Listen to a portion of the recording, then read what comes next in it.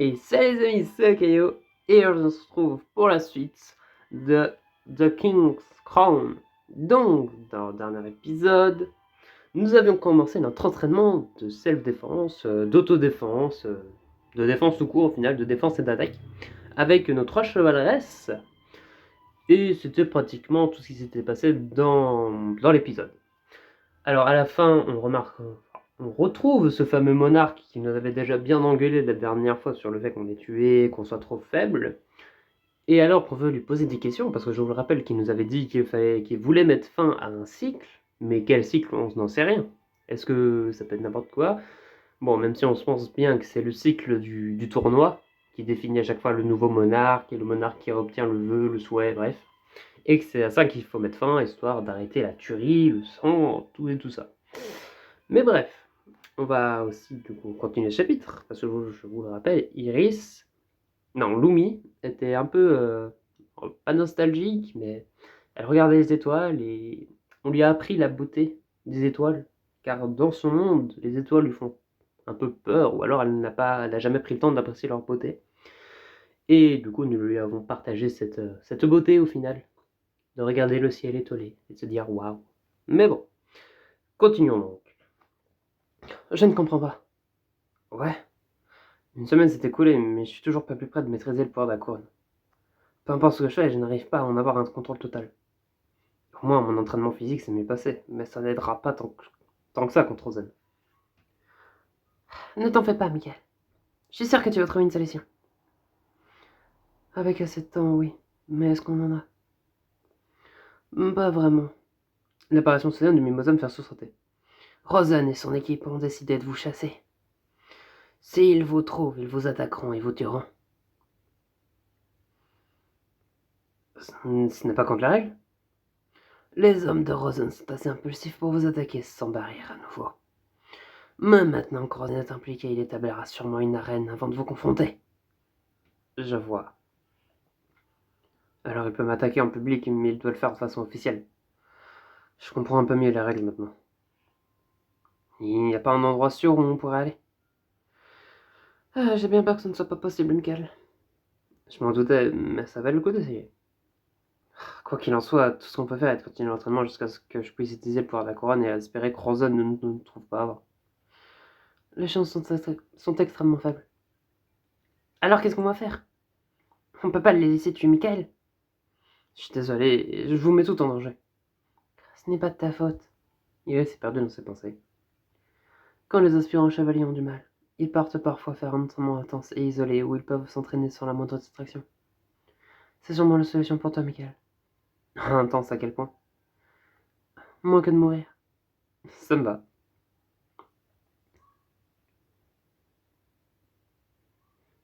Le lendemain, je suis allé tendant que nous escaladons la montagne. On est bientôt arrivé. Si une semble randonnée te met déjà à bout de souffle, pas étonnant que tu n'arrives pas à maîtriser le pouvoir de la couronne. En effet, forcer Michael à briser ses limites est le plus logique pour l'aider à s'améliorer. Je ne sais pas. Si, j'aime cette idée. Ne t'en fais pas, ça va être drôle.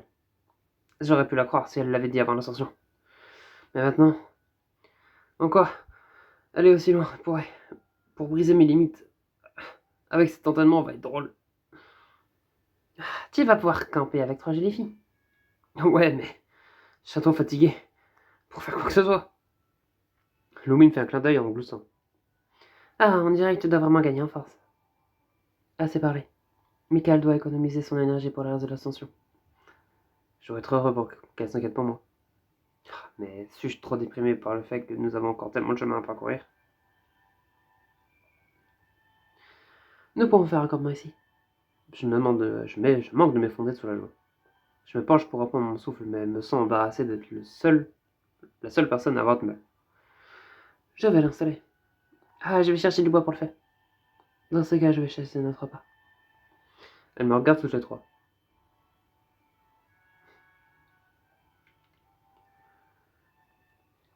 Je peux t'aider avec le camp? Merveilleux. Une fois que les 2 autres partent, j'aide Iris à préparer le camp. Tu savais que cet endroit existait? Bien sûr.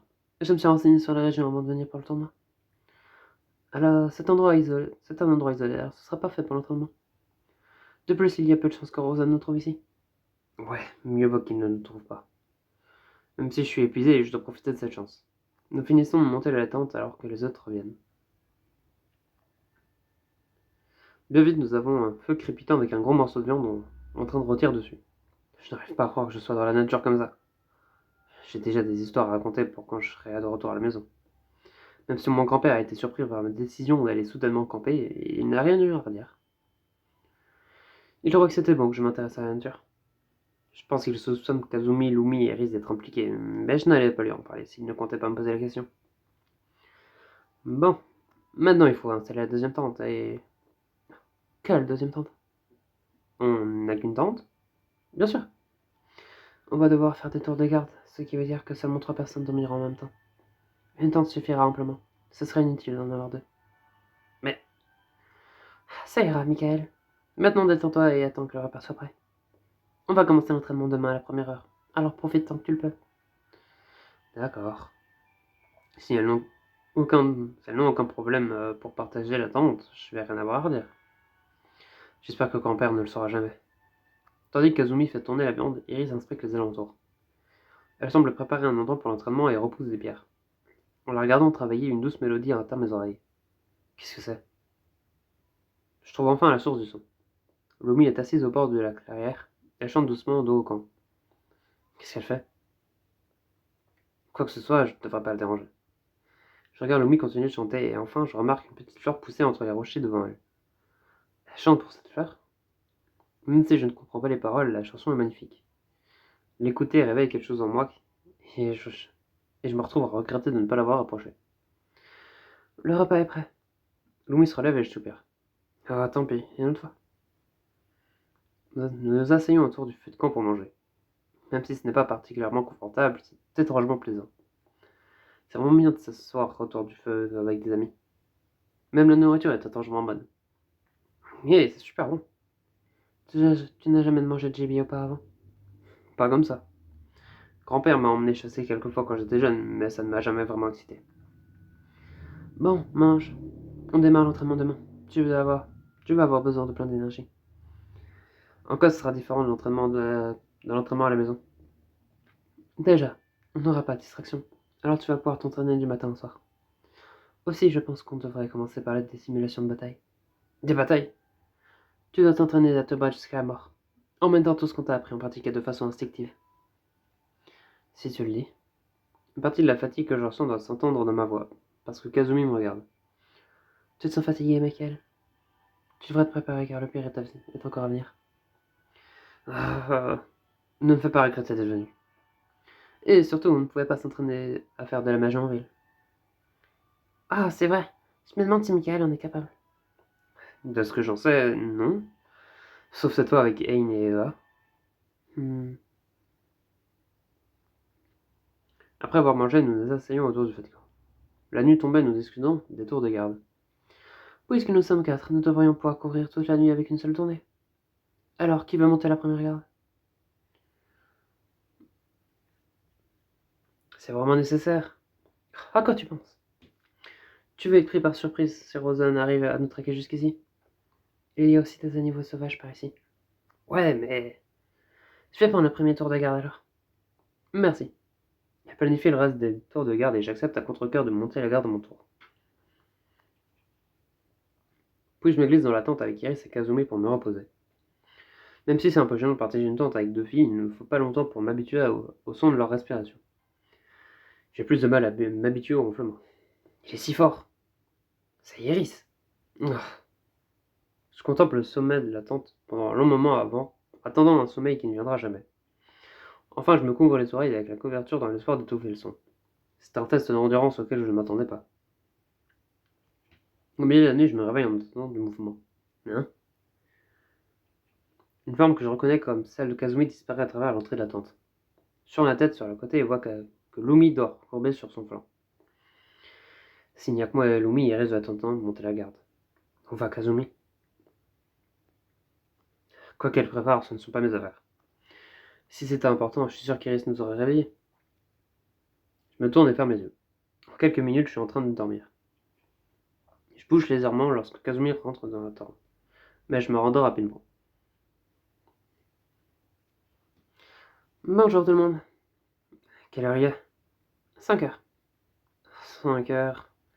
Attends, du matin. J'étais tellement fatigué quand elle nous a réveillés, mais je pensais que c'était à cause d'hier. Apparemment, ce n'est pas la seule raison. Ah, n'est pas là, c'est surpris. Ah, je sais que c'est... Je suis du même avis que Michael. C'est bien trop tôt. Il l'ignore. Tu dois te lever tôt si tu veux t'entraîner correctement, Michael. On va commencer par manger. Bien sûr. On prend un bon petit déjeuner avant de commencer. Elle se retourne vers moi et me donne un coup de paume. Qu'est-ce que tu en dis, Michael? Tu te sens prêt? Je prends une profonde inspiration et essaie de rassembler toute ma détermination. Tout ce qu'elles m'ont dit m'a fait redouter l'entraînement d'aujourd'hui. La seule chose que je craignais encore plus que ce qu'elles me préparent est que ce ne soit pas suffisant. Est-ce que le temps passé dans la montagne va vraiment débloquer mes véritables pouvoirs? Ou est-ce que ce sera peut-être trop tard? Et c'est la fin du chapitre. Aïe aïe aïe. Donc le premier entraînement apparemment n'était pas assez bien. Donc on part dans un entraînement plus intensif. Et nous apprenons pas grand chose de nouveau. Nous avons appris du coup que Rosen avait pour plan de nous éliminer au plus rapide. Évidemment, c'est toujours mieux. C'est toujours mieux de se débarrasser de ses adversaires quand ils sont au plus faibles que d'attendre qu'ils deviennent plus forts et qu'ils puissent rivaliser avec nous. En soi, il n'a pas tort. Mais pour nous, ça nous arrange pas.